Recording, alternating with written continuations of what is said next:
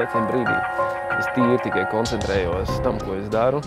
Ne par ko nedomāju, tīri koncentrācija 100% uz to, lai viss izdotos un būtu maksimāli labā izpildījumā. Tas ir uz miljonajām daļām nosinātas visas maņas, kas visu kontrolē, kas notiek. Kāds ir lidojums, kāda ir trajektorija, kāds ir trika izpildījums, kāda ir ķermeņa mans stāvoklis. Svētdien es izmantošu tieši šo pašu rampu 9 metru radiusa. Lidojuma distances būs kaut kādi, mēs viņu iestādīsim uz 23 metriem. Reālais lidojums būs kādi 24, 25 metri. Augstums būs 12-14 metri. Es tā domāju, ka tas augstums tāds apmēram būs. Braukšanas ātrums uz rampas ir apmēram kādi 53-51 km/h. Tas viss mainās tīri no trika, ko es taisu. Katram trikam, dažādiem trikiem dažāds ātrums, tāpēc, kad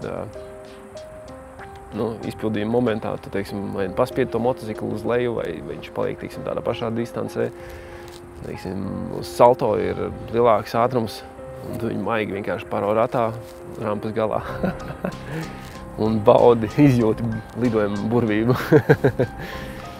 Lidojuma ilgums nav ilgs, 1,4 sekundes plus mīnus 10 daļas. Tas nav tā kā, teiksim, motokrsā, kā es kādreiz trenējos, kad uz apjomu, bliežam.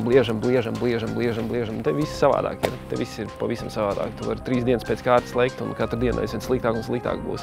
Un uztais 1 dienu, 2 dienas pauzi, un viss pah, un aiziet.